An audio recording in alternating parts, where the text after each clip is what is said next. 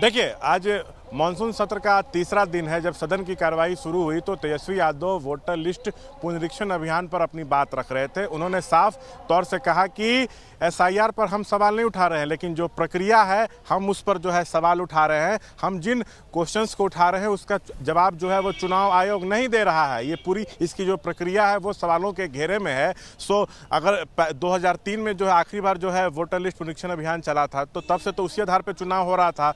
क्या इसका मतलब नीतीश कुमार जो है फर्जी वोटरों के सहारे चुन कर आए हैं? इस तरह के वो सवाल जो है वो उठा रहे हैं। तो साथ उन्होंने ये भी कहा कि बीजेपी वाले बार बार कह रहे हैं कि घुसपैठिया कई सामने आए हैं वेरिफिकेशन के दौरान, लेकिन चुनाव आयोग तो कह रहा है कि कोई भी घुसपैठिया सामने नहीं आया। तो आखिर ये किस तरह का मामला, इसी पर वो बोले थे।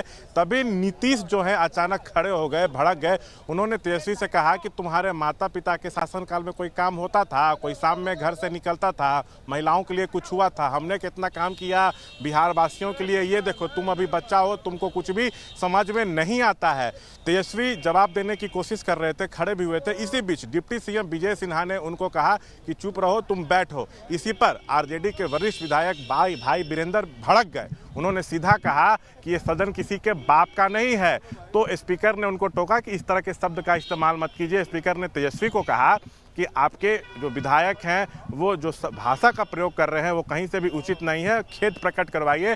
तो तेजस्वी ने कहा कि हमने ठीक से सुना नहीं कि उन्होंने क्या कहा है। किसी को ये करना, परेशान करना हमारा लक्ष्य नहीं है। हम एसआईआर पर चर्चा चाहते हैं। उसके बाद भारी हंगामे के बाद सदन की जो कार्रवाई है वो 2 बजे तक के लिए जो है वह स्थगित हो गई। लेकिन देखिए, एसआईआर पे लगातार हंगामा हो रहा है। विपक्ष साफ तौर से कह रहा है कि इस मुद्दे पर सदन में चर्चा होनी चाहिए। हमारे जो क्वेश्चन हैं उसका जवाब दिया जाए। नीतीश इस पर जवाब दे। नीतीश आज खड़े हुए थे, उम्मीद की जा रही थी कि वो एसआईआर पर बोलेंगे, लेकिन फिर से वो आरजेडी शासन में क्या होता था, क्या नहीं होता था, क्या गुंडा राज था, यही सब वो बोलने लगे। जबकि सत्ता पक्ष जो है उससे चाह रहा है विपक्ष की आप जो है एसआईआर पर अपनी बात रखिए। लोगों का नाम काटा जा रहा है, 2 करोड़ लोगों का नाम काटने का लक्ष्य रखा गया है। जो गरीब, पिछड़े, अति पिछड़े, अल्पसंख्यक दलित है उनका नाम मतदाता सूची से काटा जा रहा है। बीजेपी के इशारे पर चुनाव आयोग काम कर रहा है। तो विपक्ष जो है सत्ता पक्ष से जवाब खोज रहा है, लेकिन सत्ता पक्ष अंदर इस मुद्दे पर अभी कुछ बोल नहीं रहा है। बाहर भी जो है धरना प्रदर्शन महागठबंधन विधायकों का हुआ था। तब एनडीए विधायकों ने ये जरूर कहा कि ये जो पूरा अभियान है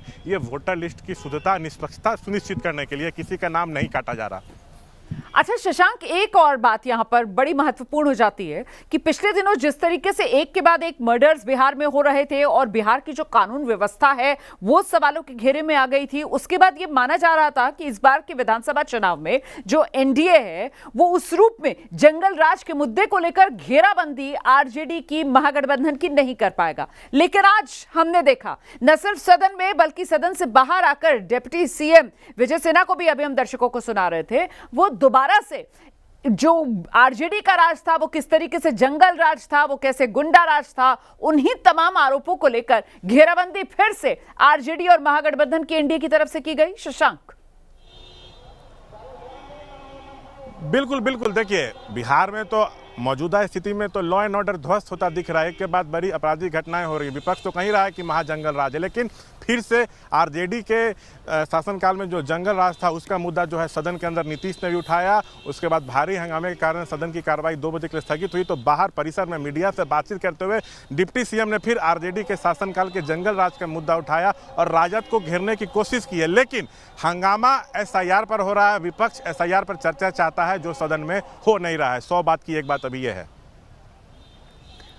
तो ये महत्वपूर्ण जानकारी है जो हमारे सहयोगी शशांक दे रहे हैं। और इस बीच भाई वीरेंद्र, जिनको लेकर आज ये पूरा हंगामा इतना बढ़ गया बिहार विधानसभा में, वो क्या कह रहे हैं सुनाते हैं आपको।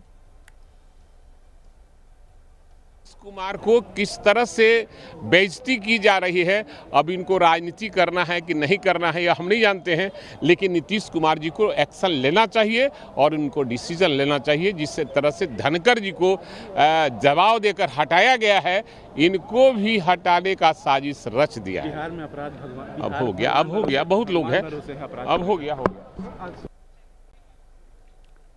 भाई वीरेंद्र को आप सुन रहे थे। दरअसल विजय सिन्हा जब सदन से बाहर निकले, क्योंकि कार्रवाई जो है वो 2 बजे तक के लिए स्थगित कर दी गई है, तो उनकी तरफ से भाई वीरेंद्र का नाम लेकर ही कहा गया कि उन्होंने आपत्तिजनक बात कही। उन्होंने कह दिया कि बिहार विधानसभा किसी के बाप की थोड़ी है और इसी पर आपत्ति दर्ज कराई है, उनको माफी मांगनी चाहिए। एक बार फिर से आपको सुनाते हैं भाई वीरेंद्र क्या कह रहे हैं।